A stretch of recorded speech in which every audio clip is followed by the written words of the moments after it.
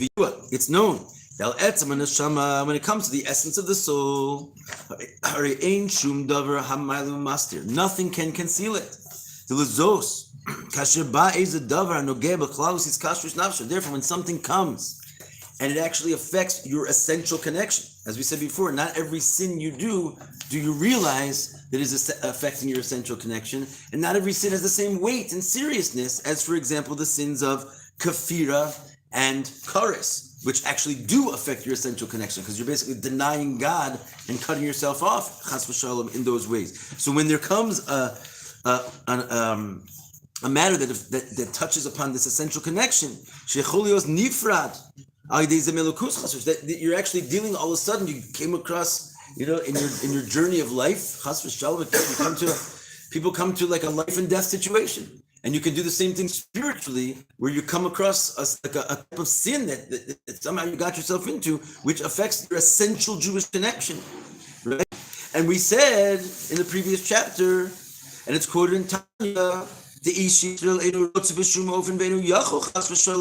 one of the great lines, one of the great realizations of our generation, the Baal Shem Tov, that a Jew is able, his godly soul's nature, to separate Melukus. And therefore, since he's not able to separate, doesn't want to separate his true nature, when he's standing on the edge of the cliff, and he realized, whoa, like I was a party guy, but now I'm on the edge of a cliff, like I could die from this, which he will suddenly realize when he gets face to face with such a dramatic sin, he suddenly feels it. He sobers up quickly, and he realizes, whoa, I don't want to disconnect from God. Aval, this is where we left off yesterday. Is everyone inside? 1, 2, 3, 4, 5. 1, 2, 3, 4, 5, 6, 7 lines down, right in the middle of the page. It says Aval. I do want to commend everybody on getting to class. This is a good-looking base medrash, Baruch Hashem, and King Yirbu. Okay, so it says Aval b'shari averos. When it comes to other sins, which are not life and death, so to speak, sins, if we can say such a thing, we're going to investigate that as well, like what actually is the deal with sort of minor sins or major sins. But when it comes to, let's say, minor sins, other averos, chas v'shalom, she'enu b'kares, and here we're defining it as something which is not have the punishment of excision, which means you, like there's certain, it's kind of random, like for example, eating chametz on Pesach, kares, right? So maybe Jews don't even realize like the severity of that, but there's certain sins that you could get cut off from God, your soul, and it's a serious thing. It doesn't mean you die. It means you are no longer in existence eternally, right? Like your soul gets cut off from God eternally, right? It's a very serious situation. So he says in other sins which are not kares, so what are they then? How do they have nimim pratim? I was hinting to this a second ago. They're just the individual 613 strands. In other words, you're not cutting off the rope. You're just cutting off a strand. Here's this mitzvah, here's a mitzvah. So your strand is kind of getting weakened and thinned out, but it's still connected from top to bottom. It's just a weaker, sort of smaller rope. But if it's kares, you're talking about cutting the rope. That's one sin which is like completely like trumps all the others. And because you're not dealing with the sin of kares when you're just the party guy, so therefore you cut a strand here, you cut a strand there, and you don't feel it. Why? Because you're still connected. That's what it means when we said before. You can say I'm just as Jewish as I was yesterday, because you are. Your rope is still connected to the hay of Hashem's name all the way up there, right into your body. It's just what? You lost an arm, right? One strand got cut off or another strand, but you're alive. So you don't feel so much that your life is in jeopardy, because it's not. When it comes to other sins. Now,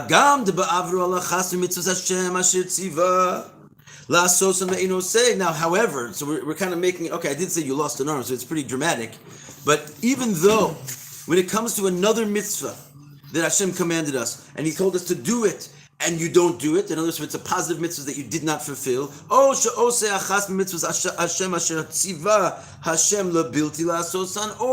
v'shalom transgressed on one of the things Hashem told you not to do. So in other words, another avera, which is not kares, through this, nifsa kanima pratis, yes, you cut off this particular strand, So in other words, even though I think the analogy was actually pretty good, you're still alive, but you cut off your arm. In other words, so you can't say like I'm just as Jewish as I was before, because now you're a Jew without an arm. It's because when you don't do another mitzvah or you like another positive mitzvah or you transgress a negative mitzvah, what happens is you did cut off part of your soul. In other words, there is an excision going on, and it is dramatic. It's just you didn't cut off the entire life. So but that 608th mitzvah strand, which was connecting you to your life force, you don't have that one anymore if you did that avera. So it's not a small thing, but your nefesh habahamis can cover over the feeling of that. Why? Because it doesn't jeopardize your life. You're still connected in general. He says, furthermore, if you cut off little strands, be careful, because you are going to weaken the actual rope, right? You have a weaker rope. Now, despite all those negative qualities of cutting the individual strands, since they're only individual strands, you don't feel it so much. And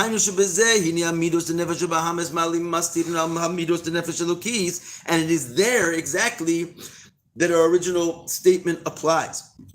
That the midos of the nefesh bahamas are able to conceal over the midos of the nefesh elokis. You see what we're talking about midos right now, because we're talking about individual aspects of yourself versus your essential self. Your life, right? You know, think of this is also kind of a sugya in Chassidus, which comes up once in a while. There's different aspects of life force inside of you. There's your basic life that you're alive, and then there's the individual powers of your life. Like it speaks about this sort of the difference between when you're in utero versus when you're born. When you're in utero, you're alive, right? Your body has life in it, but it's really like your mother's life that's inside of your body. And it's very unclear that you sort of like can have your own personal experiences at all. It's only when you get born out of the mother that suddenly you have sort of an extra life force, because you now have your general life, but you also have all these streaming different aspects of life, intellect and eyesight and hearing and taste and emotions. And like these things were all sort of inside of your general life force, but they were as of yet undefined. When you become born, suddenly these things rush in and you have like this sort of second aspect of life. So what he's saying here is that the animal soul can only cover up, so to speak, those born aspects of life, your individual parts. But your essential, the fact that you are alive, just the life itself, it does not wrap itself around, because that doesn't sort of have midos. It doesn't have dimensions and the parameters. Anyway, therefore, the animal soul could block your feeling from these other sins. Which just simply means you don't feel the godly life force. All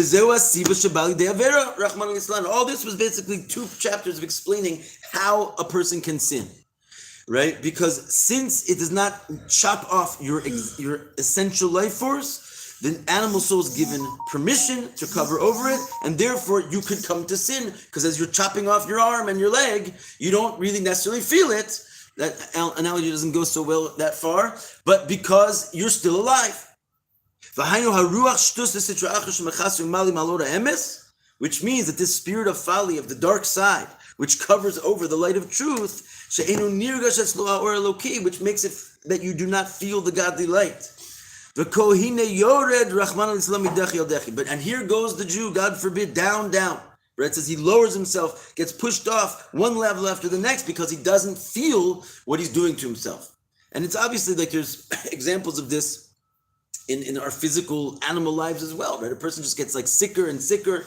He smokes, he doesn't eat well, he mamish lives like a life of sedentary. He's just like not taking very good care of himself, but he doesn't notice it. He's fine until he goes to the doctor. He's like, "Whoa, you got high blood pressure, dude. You're about to have a heart attack." Like he's like, "I didn't realize it," right? It's the same thing with your spiritual life. You could just start cutting off these little individual strands, and you're like, "Dude, I'm alive. I'm just as Jewish as the guy next door. What does he have over me?" Until you like go to get your pulse checked, and you realize you're only hanging on by a thread, right?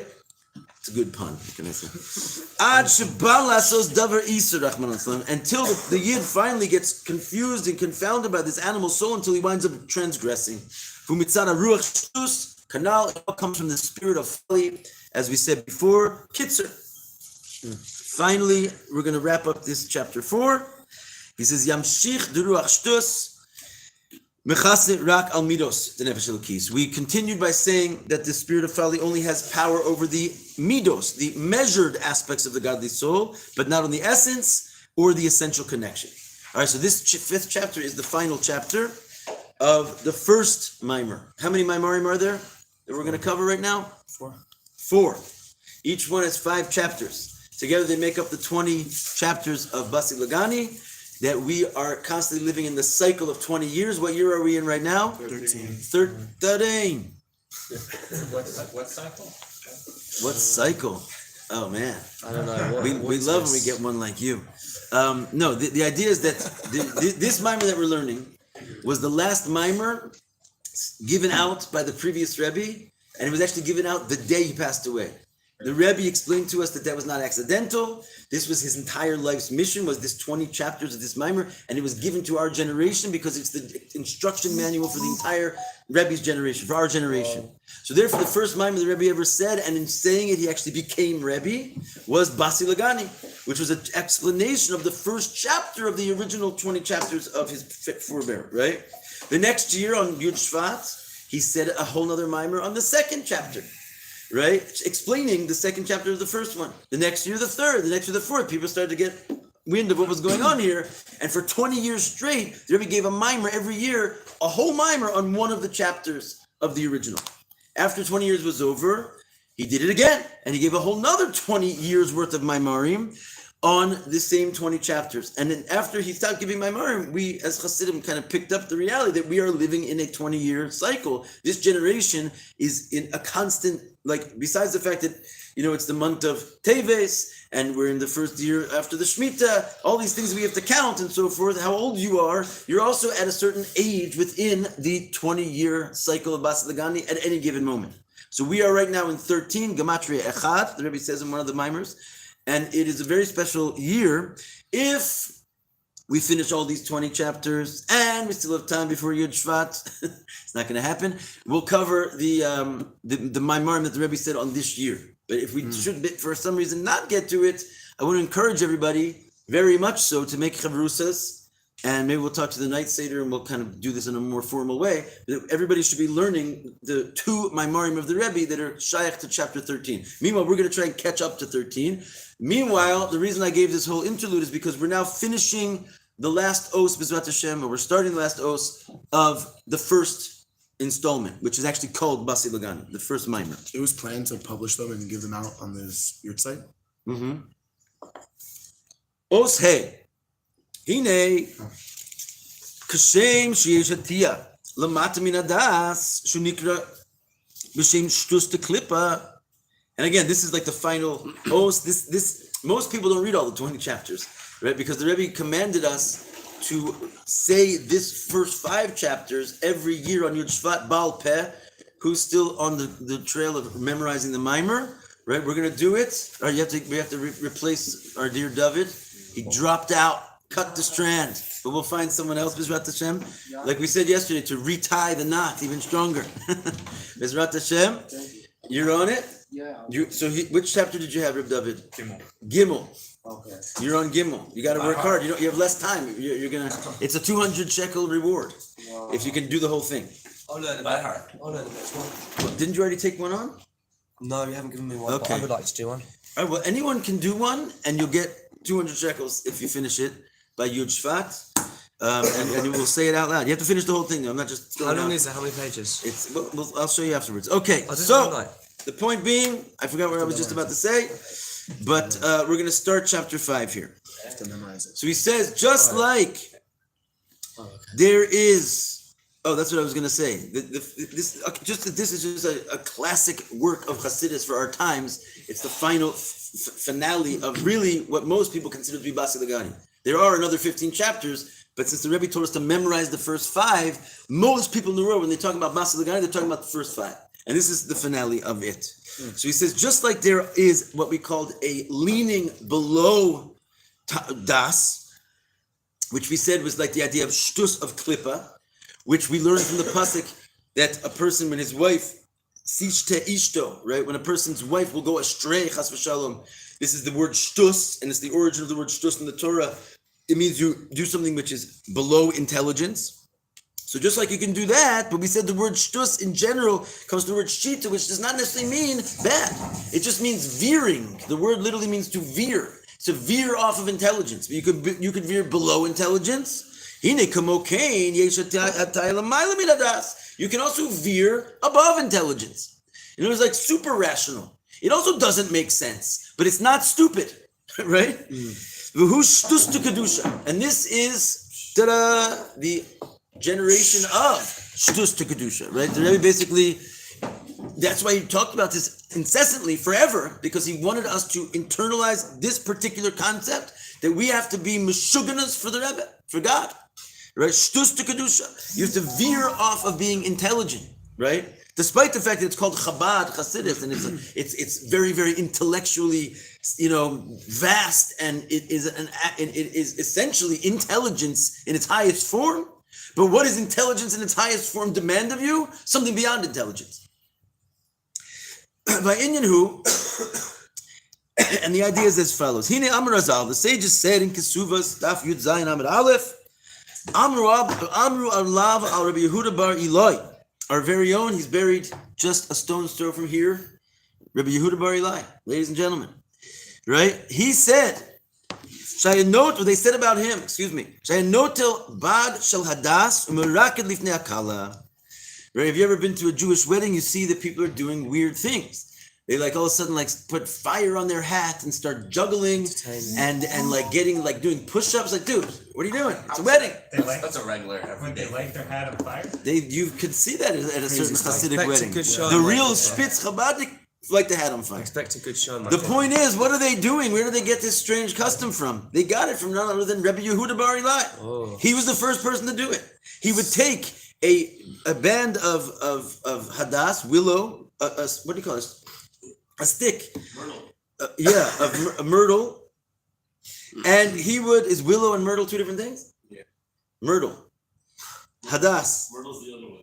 Myrtle's the other one? Okay. He would take hadas and he would take it before the kala. Rav Shmuel bar Rav Yitzchak, so basically I don't know what he was doing with it, he was shaking it around. No, he wasn't juggling it, he was just shaking it around. Rav Shmuel bar Rav Yitzchak, however, Mirakid al Talas, he would juggle. He took 3 of them, and he was always juggling the Hadassim. Shlosh Badi, in other words, he would take 3 of them, Zorek Echad Mekabel Echas. He would throw one and receive one. This is Rashi's official biblical explanation of juggling, right? Amar Rabbi Zera, so Rabbi Zera came along, and he saw Rabbi Shmuel bar Rabbi Yitzchak juggling in front of the caliph. And he said, Kamachsif lan Saba.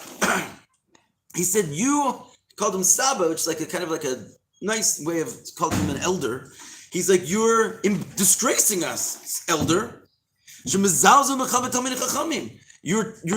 demeaning the honor of the Talmidei Chachamim. These guys were crazy honorable. They would go around literally in cloaks.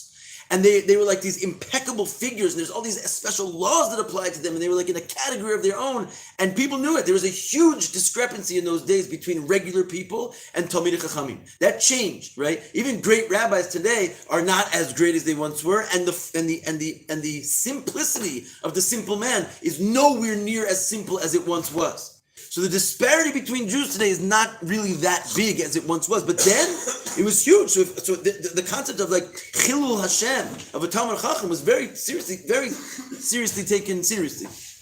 And the idea is that what's more disgraceful than this Talmid Chacham just juggling? So he called him out on it. He says, "V'noeg kalis roshbas." What do you think? You're in the circus? You're acting with frivolity, says Rashi. But wouldn't Rabbi Zera be surprised? Kinach nafshe, because when he passed away, Rav Shmuel bar Rav Yitzchak, the juggler, avsik amura denora ben didei lekuli alma. a pillar of fire separated his grave from all the rest of the people in the world. He was basically, which is by the way, this happened in Tzfat as well, to the Ramak, right? The Ramak, it says that they were Moshe Cordovero, right? One of the greatest Kabbalists that ever lived. He lived and taught here. The Arizal came and learned from him for a short period of time. And it said that no one knew where exactly to bury the Ramak. And he said, I'm going to tell someone, and that person who knows where to bury me, he's going to be like the next leader of the generation. And so they took his body to the cemetery right over here, and they were just waiting for a sign, and they all started walking one way, and the Arizal started walking another way, and they said, where are you going? He said, I'm following the pillar of fire. Where are you guys going? Wow. Right? So they said, I guess this is the guy. So they basically went and buried the Ramak where the Arizal said. But the point is, the Rebbe said that this pillar of fire goes on the concept of there being one or two, or basically in the old generations it could have been maybe two, but really one in a generation who is head and shoulders above the rest and is a completely different level. He's like the Nasi and the leader of all the Jewish people. He's the one that gets this pillar of fire. And so the Ramak was one such person. The Arizal was one such person. That's why this place is sanctified forevermore, because these people walked the earth here. But this happened to none other than our Reb Shmuel bar Rabbi Yitzchak. And when he passed away, they realized who he was. So a guy like that doesn't embarrass the Chachamim. On the contrary, suddenly you learn to do what he did. You thought he was embarrassing you, but what did he actually teach you? There's a way to be frivolous or look like you're being frivolous and be the master of the world, right? And so he sort of added on. Now, from that point on, we dance it, we go crazy at weddings. We act stupid, right? On purpose as an act of God. And we learned it from there. So Amrile, they said basically about, once they realized that there was this pillar of fire separating him, right? They said, Shtusei l'saba, right? I skipped a line. Yes, thank you. That's the line we're looking for. I was wondering what happened there. Am Rabbi Zera. So what did Rabbi Zera say? Ahanile shutei l'saba, right? He said, well, I made a mistake. I'm sorry that I insulted him. You did not, definitely not embarrass the Chachamim. It helped him. Ahanile shute l'saba. What's a shute? Shut shel hadas. This little stick of hadas. Shemirakid. So he said this hadas helped him. But Amrile, some people say no. That's not what Rabbi Zera said. He said shtuse l'saba. Right? The shtus of Saba. In other words, this that he was misnagig kashota. Shtus also comes to the word of a crazy person, right? The fact that he was acting crazy, it helped him. The Amrile and others said, and that's not what Rabbi Zera said, shitase l'saba. Not shoot, not shtus, but shita, and they all come from the same word, and they're all kind of true. In other words, not one necessarily in place of the other, but all of them were true simultaneously. And what is shitase l'saba? His shita, his minhag, his unique way of doing things, right? Where we were insulting him, it actually helped him, and we should learn from him. The shtus zu, this type of folly, it's not just like a regular juggler you're going to come across in the Kikar Maginim over here. Although maybe here it's all holy craziness. But you're going to go to the circus, you're going to see people mamish swinging from trapezes. It's very impressive, it's very nice, but you could also sit and learn a Tosafos once in a while. You know what I'm saying? It's what are you doing with your life? If you're just spinning in circles because you think that's the purpose of life, I have to tell you that it's not. You are a strand of 613 mitzvahs. You've come into a body to refine them, and that's what you're supposed to do on this earth. So if you sort of just get busy with stupid things, it's shtus. But if you know that that's your purpose, and nonetheless, you sort of double down and you do that purpose in a way where you also incorporate spinning on a trapeze and juggling somehow in the realm of Kedusha. We're going to have here on Monday night, I think, a person called the Rebbe's Whistler, his son, to come in for bring for us. The Rebbe had a whistler. What was the story? At one point, there was a chassid. We're getting someone doing what now? That's so cool. The Rebbe had a chassid. Right, at some point in I think it was in the 80s, it was like the peak of just the Rebbe's just awesomeness. The place was on fire. The Rebbe turned around to this chassid, he went like this, and the guy was like, "Are you talking to me?" And he's like, and so he started whistling because he knew how to whistle. He started whistling, and Rebbe started encouraging him. And people were like, "What is going on here?" Whistling is like considered, not like a Hasidic thing to do, not even a Jewish thing to do. It's like whistling is like it's passionate, And so everyone started whistling, and the place is like whistling. There's like in the middle of the screaming and dancing. There's like this high pitched, like crazy whistle going on from all corners of the place, and this continued for Farbrengen after Farbrengen. He became known as the Rebbe's whistler. And his son's going to come in for from us. The point is that the Rebbe was himself introducing this type of madness that has to be incorporated into the service. And by the way, the whole Chabad is predicated on that. The fact that you're going to send a young couple, right, who doesn't speak French or Arabic to Morocco and say, like, you guys just like hold down Yiddishkeit over there, that's also ridiculous. It's even more ridiculous than juggling Hadassim at a wedding, right? It's the whole thing is crazy. Going out on the street and stopping someone saying, "Are you Jewish? Let's put on tefillin," crazy. But we've gotten accustomed to these things. But really, there was big gedolim that came down and said, like, you're embarrassed, right? You're embarrassing us. Kaf Silan Saba. They said to the Rebbe, "You're embarrassing the honor of the Talmid Chachamim." And many great Litvish rabbis, many great Hasidic Rebbes, they all openly criticized the Rebbe until they realized, hold on a second, maybe he's saving the holy world, and maybe there's a pillar of fire around him, and maybe I should learn from him as opposed to criticize. But he had to prove himself. Right? And so where did he get this idea? From the mimer, the final mimer, right? This is the final os of his Rebbe's mimer. He said, "Dude, we're going shtus now, shtus level, shtus." Okay, so the point is, this is the idea of shtus, which is above intellect, not below. It's a veering, but above. And we're looking at this language that said this is a level which is wondrously high, me'od ma'od. In other words, it's wild. Only the greats pull this off. The ish ve'isha harizachu. All right, so now he explains why Rabbi Yehuda Bar Ilai and after him Rabbi Shmuel ben Rabbi Yitzchak did this specifically at a wedding. In other words, why did they like sort of reveal their shtus level in front of a chassan and kala? That's where this line is going. So he explains that ish ve'isha, man and woman, we have a chassan over here at least once, so you pay attention. Harizachu, harishchina shroi b'neihem. If they merit, the Shekhinah dwells in them, which is a serious business, right? The Shekhinah, mamish, comes together and finds itself if a man and woman dwell in peace together. The ish who eish yud, the isha who eish hey, as is known, that the word for ish has the word eish, fire, in it, but with a yud. This is in the Gemara of Sota. And the isha has the word fire in it, but with a hey.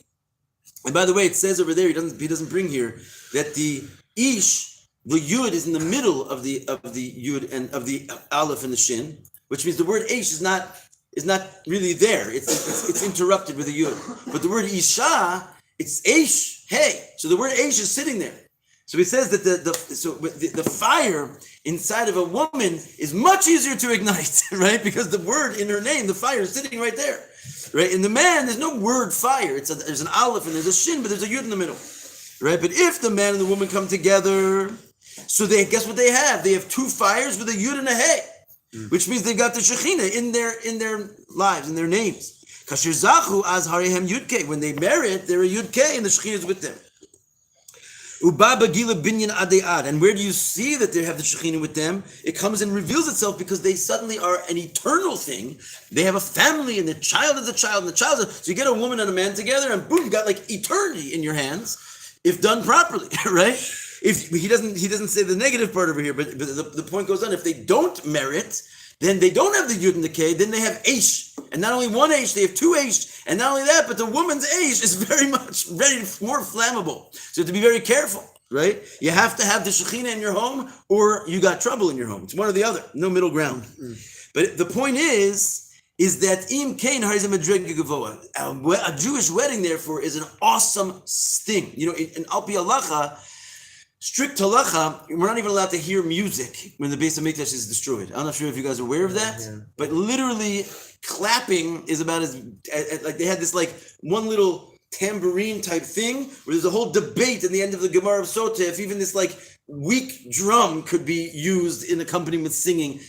And some groups are actually very, very strict about this, and there's no music allowed except at a wedding.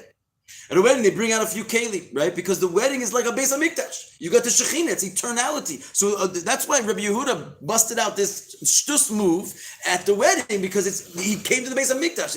Just like we say on Simchas Beis HaShueva, that the Anshe Maisa and the Chachamim and the Zekenim and the Nevim, they would like dance and be crazy.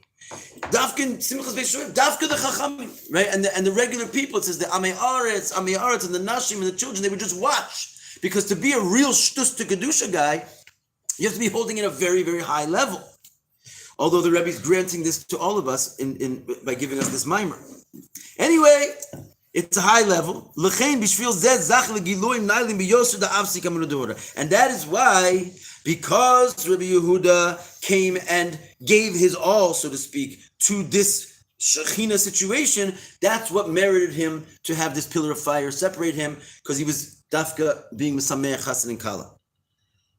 Shezehu bechinas giloi or begiloi mamish. What you have there is a revelation of light in actuality. In other words, a person can do a mitzvah, a person can make a kiddush Hashem, a person can stand up and give a drasha and impress us with Torah, and it's like, wow, Torah is like begiloi. But when you have a pillar of fire, mamish following around the Ramak, or in this case, right, the Rebbe in question, this is called an open revelation of God.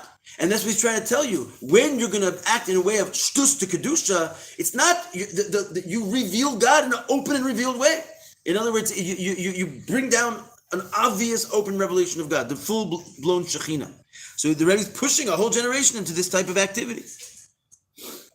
Ubira inyan hu. The Orein Sof, no thought can grasp it at all. What does that mean? It doesn't mean that it's just really, really deep and there's no mind deep enough to grasp it. It's much more profound than that. When we say the Orein Sof, no thought can grasp it at all, it means that it is not in the realm of grasping. Why? Dekol Asaga. Because any type of thing that is going to be grasped.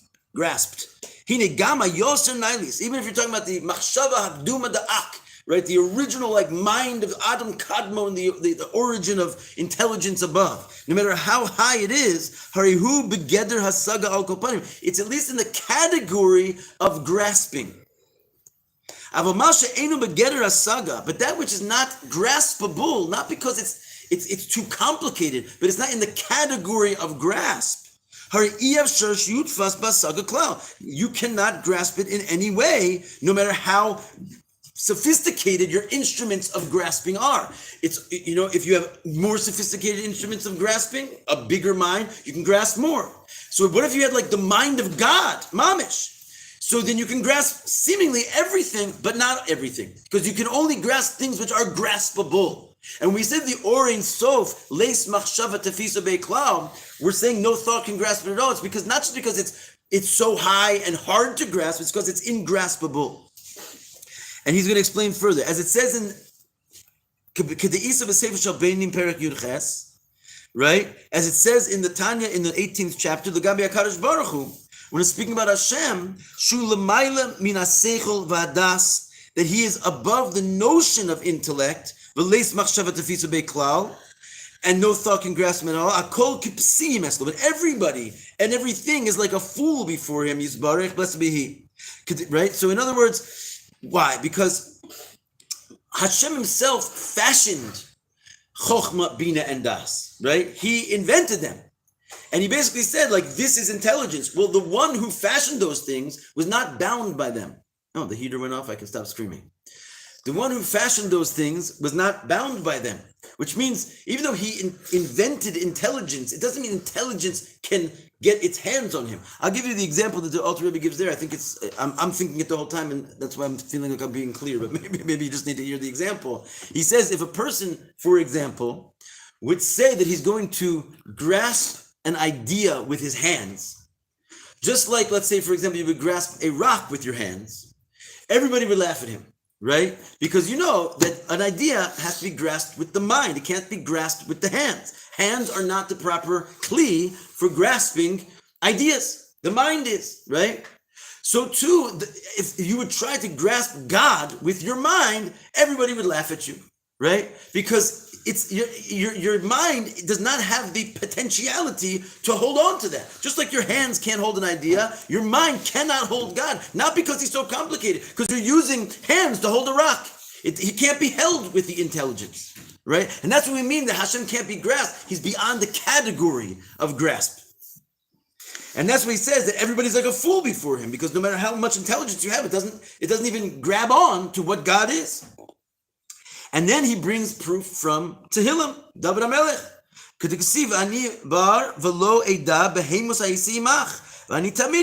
this is a pasuk in Tehillim, and he says like this: I am like, David HaMelech says, I am like a fool, and I don't know anything.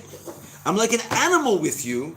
But then he says something strange, V'ani tamid imach. Even though I'm a fool and I'm like an animal with you, but somehow, because of this, I'm continuously with you. Kolomar, which means to say, this that I am a fool and I'm an animal, ani tamid imach. It will somehow enable me to be continuously with you. Why? Why being a fool is a closeness with Hashem than being an intellect? Why is that?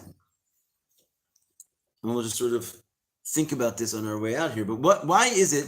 What does David HaMelech mean there? I'm a fool. I was like an animal with you, and I'm continuously with you. And the Rebbe right away says, because I'm a fool, I'm continuously with you. Why do you have to be a fool to be continuously with Hashem? Shimon? Because you're veering above the middle. The point is, You're above rationality. There are things that are ungraspable, and that's right. you need to just be a fool and just. That's right. If you're going to be a chacham with Hashem, by definition, your relationship with Hashem does not really hold him at all. You're very far from him. If your whole thing is like, I'm a Talmud Chacham and I'm a genius, and my relationship with God is one of based on intellect, so Yasher Koach for you, you just basically cut yourself off from God, because we just established God cannot be grasped by thought, right?